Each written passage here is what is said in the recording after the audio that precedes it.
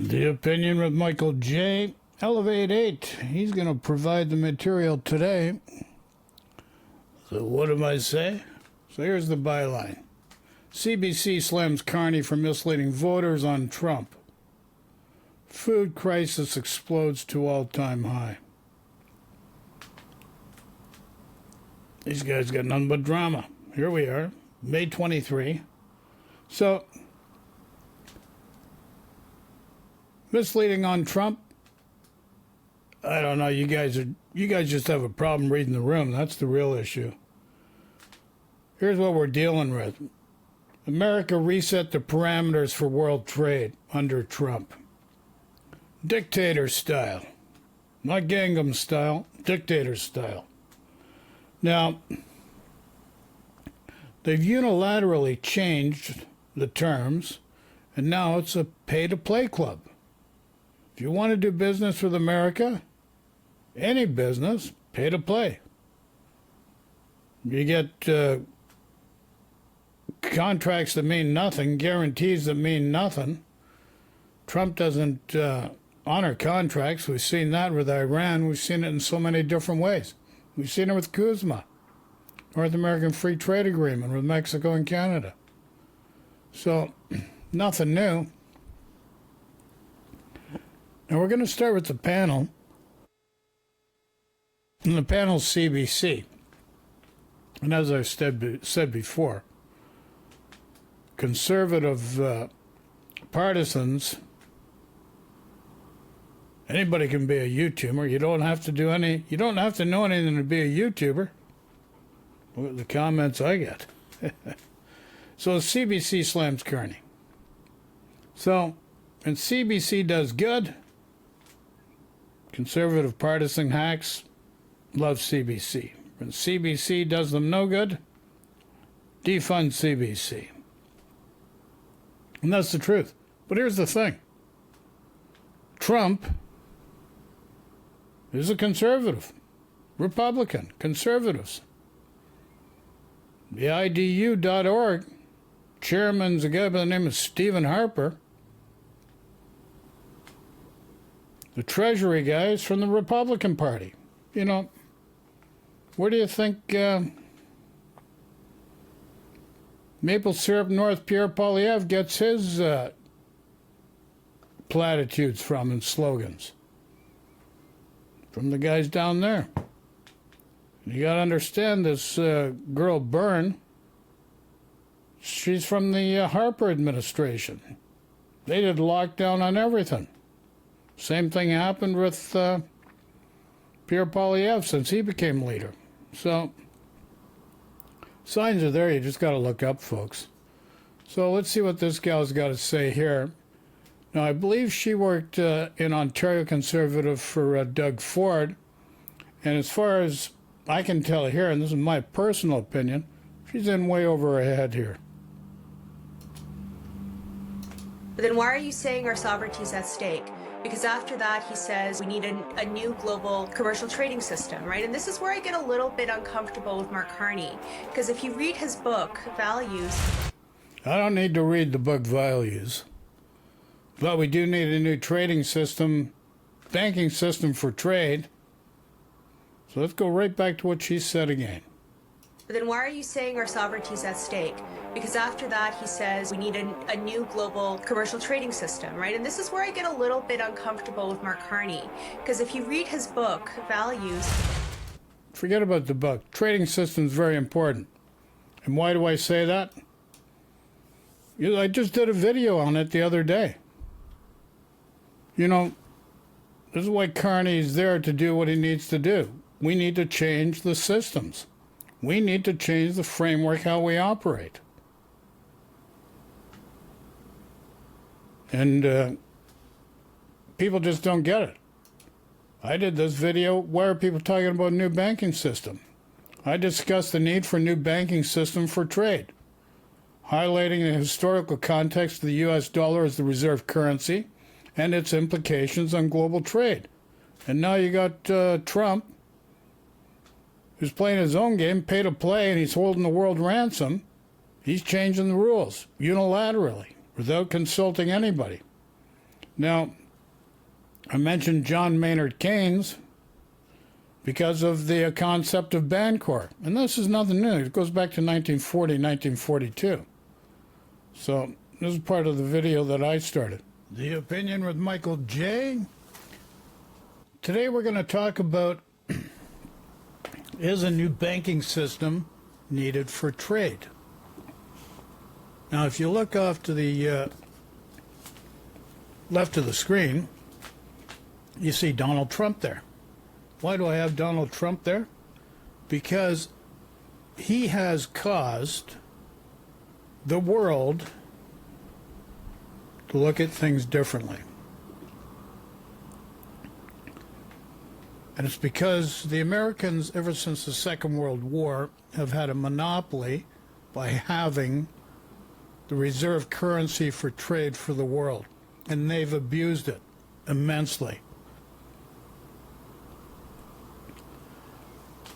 The reason why I have Donald Trump up here is because I got to tell you something.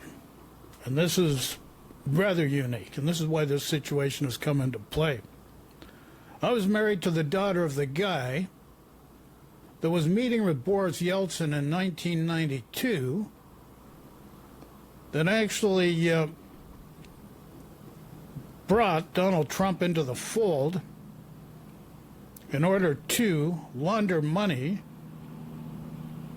for the Russians, Colombian drug cartels, and Mexican drug cartels. And you're going to say it ain't so. Well, yeah, it is so. And here's the other thing that you don't understand. There's so much money that was being laundered, that created a couple things. If you go back in history, the Panama Papers, Paradise Papers, where David Cameron resigned, and the Pandora Papers in Canada. So, there's a lot of money. And some of that money was the 1994 money Bill Clinton gave to disarm the nuclear arms in Ukraine. They're going to provide a security guarantee by doing that for Ukraine, but what happened to that security guarantee? U.S. doesn't honor anything.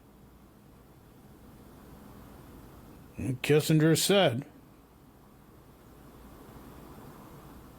being a friend of the United States is dangerous. And that's from Henry Kissinger. Good old friggin' Heinz. And you wouldn't know Heinz. So let's move to about 312 on the dial here. 312 on the dial. Where are we going? Come on, move up, move up, move up, move up. There we go. But this is where we're at. Now, how do you think I came to a new banking system just for trades? Nothing new. And I'll explain exactly what I'm referring to. Let me pull this up on screen first. Yeah, it was referred to as the Bancorp system. Okay. We're going to go to the Bancorp. But it was pegged to the gold because there was the gold standard back at that time. So John Maynard Keynes, brilliant guy, came up with the system for infrastructure spending in order to stimulate the economy, because everybody else has been in this Friedman. You see, Friedman, and this is where Stephen Harper and Pierre Poilievre come from. They use the Friedman principles of economists. And it's tax cuts and the trickle-down effect. And you've seen under Thatcher and Reagan, it doesn't work. It's wiped out the middle class in the United States and around the world. It just does not work. But Maynard Keynes, he would state you need to invest in infrastructure.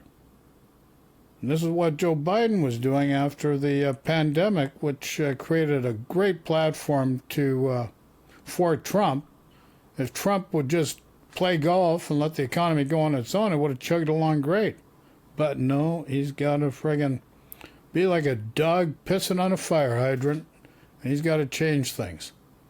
He did that with the North American Free Trade Agreement, and then renegotiated it as Kuzma.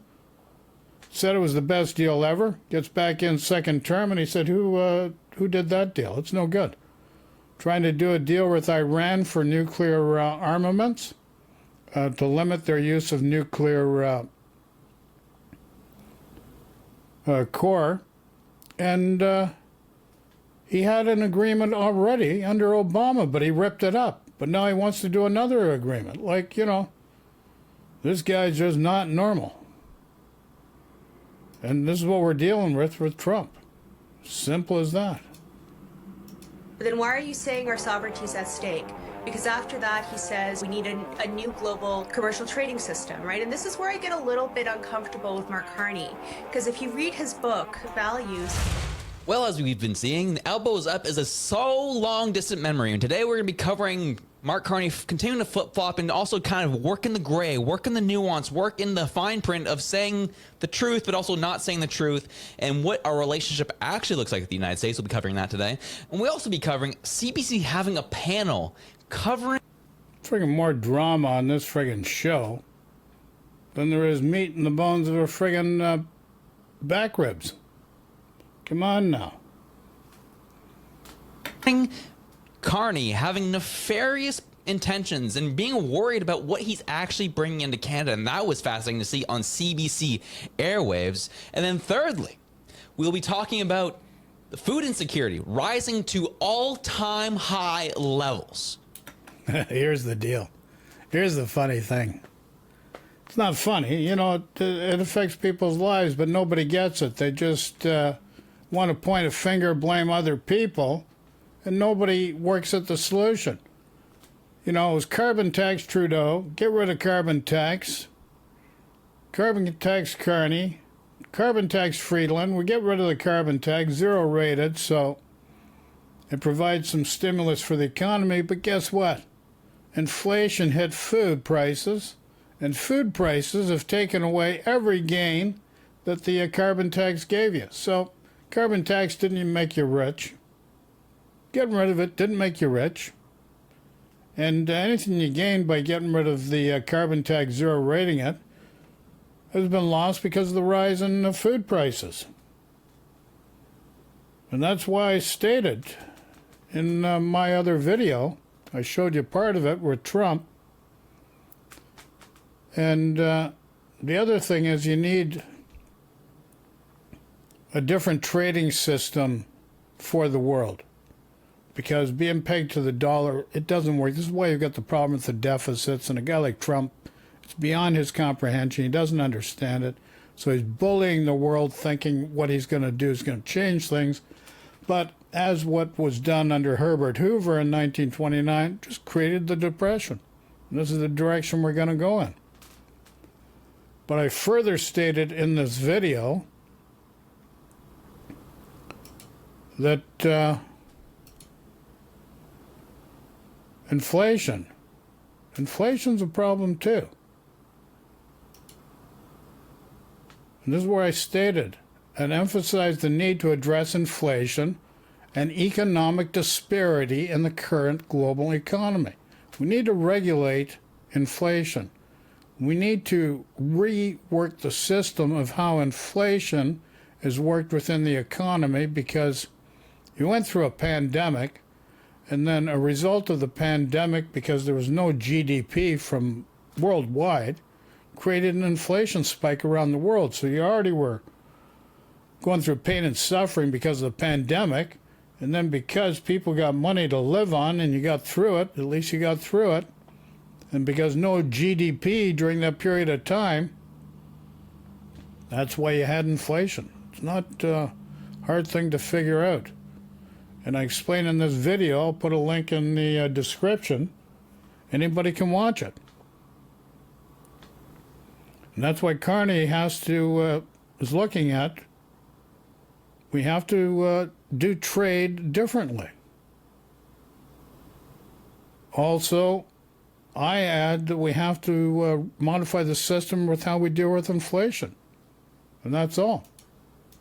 And what that means for our country, and last but not least, moving to the conservative side of the aisle, well, it's getting a little dicey within the party. Yes, Poilievre has named his shadow cabinet. Yes, things are moving forward. However, growing resentment within the party is growing towards Poilievre's campaign strategist. We've been covering all this and so much more. Okay, so I'm not going to get into the friggin' drama of the Conservative Party. That's stuff they got to sort out. But here's Trump's a wild card, and we've seen it here. Now he wants to put a 50% tariff on the EU, and look what happens here. The closing bell bringing an end to another lackluster day for stocks. The Dow, S&P 500, and the Nasdaq all down, ending the worst week this month for all three major indices. The uninspired results on Wall Street today, a result of President Trump injecting a new wrinkle into his global trade war. Within the past hour, the president in the Oval Office saying this. I'm not looking for a deal. I mean, we've set the deal. It's at 50%. But again, there is no tariff if they build their plant here. Now, if somebody comes in and wants to build a plant here, I can talk to them about a little bit of a delay. Not looking for a deal. Those comments coming just a few hours after he posted that the European Union has been, quote, very difficult to deal with, and adding that he's, quote, recommending a 50% tariff on all imports from the EU starting June 1st. Yeah, he just rams these deals down people's throats. Said, you want to deal with us? This is what you got to do. This is what I'm going to do to you. Meanwhile, the EU just did a deal with Greenland. May have put a little bit of a put a little fire under Trump's seat there. He got out snookered in that one. Now, Europe isn't alone in these new threats. The president. But here's the other thing. Trump wants to be an autocrat. You really think Putin's going to deal? You know, him and Putin are together on this. Don Jr. and Jared Kushner are trying to do property deals in Romania and Serbia, where they have Putin lackeys, Putin proxies running the countries, or trying to get them in Romania. Maybe the vote will change that because there's protests in both countries. And they're deals. They're stacking the deck so that they can profit, and they're doing it around the world. And the perfect targets for that's in the Middle East, and you've seen that. You get jets.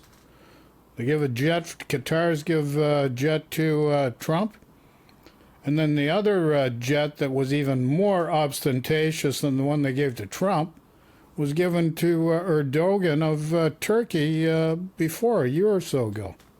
So there's a lot going on. People, you just got to look up. You're not seeing what's really going on. You don't know how to read the room. This is bigger than where you're at. It's bigger than where you're at. Stay where you're at, and I'll come to where you're to. Today also putting Apple and other smartphone makers on notice, demanding the company make iPhones in the U.S. or face a 25% tariff. An administration official tells CNN that Apple CEO Tim Cook met with the president at the White House this past Tuesday, though the official didn't say what the two talked about. On an earnings call earlier this month, Cook told investors that he expected Apple would face a tariff burden of nearly $1 billion just this quarter, billion with a B. Later, during remarks in the Oval Office, Trump expanded his threat to include Samsung and anybody making smartphones outside the United States. Let's discuss with former Treasury Secretary and former president of Harvard, Larry Summers. Larry, great to see you. So Trump also just announced a partnership between U.S. Steel and Japanese steelmaker Nippon that he says will keep the headquarters of U.S. Steel in Pittsburgh and draw $14 billion of investment toward the U.S. economy. He said this as he was boarding Marine One. He's headed to Bedminster for the weekend. I wonder what your reaction is to that news. I don't know the details well enough to comment. I guess it's good that some arrangement has been made. That merger was obviously a good thing for the U.S. economy and had been blocked by the Biden administration and then had been blocked by the Trump administration. So the idea that something's being worked out is, I suppose, good. But I find the whole approach of constantly moving goalposts, deal deal making with individual companies based on the president's personal loyalties that he's taking to economic policy to be disastrous.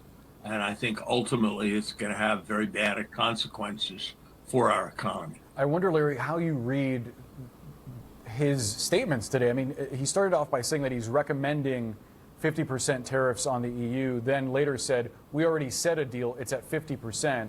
How do you think the U.S. is, the EU is absorbing those statements? Look, I think the President of the United States is showing himself to be someone who you can't make a deal with and have that deal stick. And I think that's very costly for our country.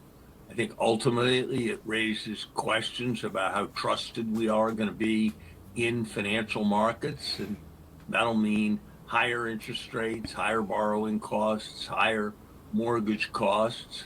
I think it'll mean over time a weaker dollar, which means we'll have to pay more for everything that we import.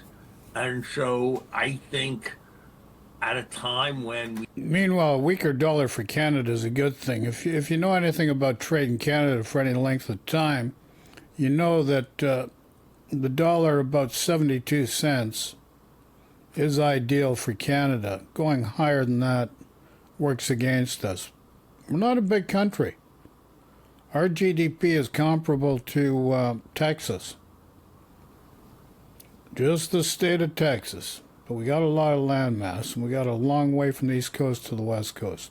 we've never had more debt, and we're never accumulating government debt so rapidly to alienate the whole rest of the world that holds a substantial fraction of that debt is a very misguided strategy. If I were sitting in China, I would be cheering all of this on. I would be thinking that the President of the United States is taking what was a strong country with a strong economy and cutting it off from the rest of the world and building up its rate of accumulation of debt as rapidly as he could. And it'd be hard for me to imagine receiving a greater strategic gift. What do you make of his threats toward Apple and other smartphone makers? 25% tariff if they don't make their smartphones in the United States. I mean, what would that mean for consumers? I think consumers would much rather buy smartphones cheap than make them.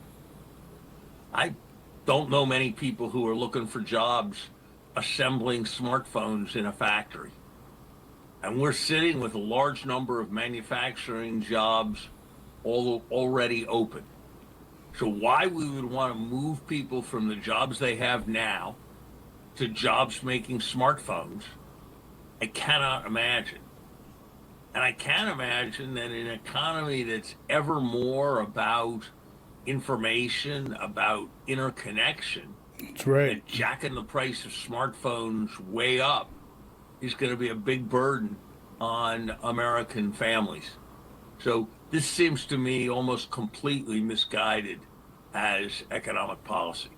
I also want to ask you about the president's battle with Harvard. The tuition and fees from international students generate a large portion of a university's income, and Harvard has already lost billions in grants and funding.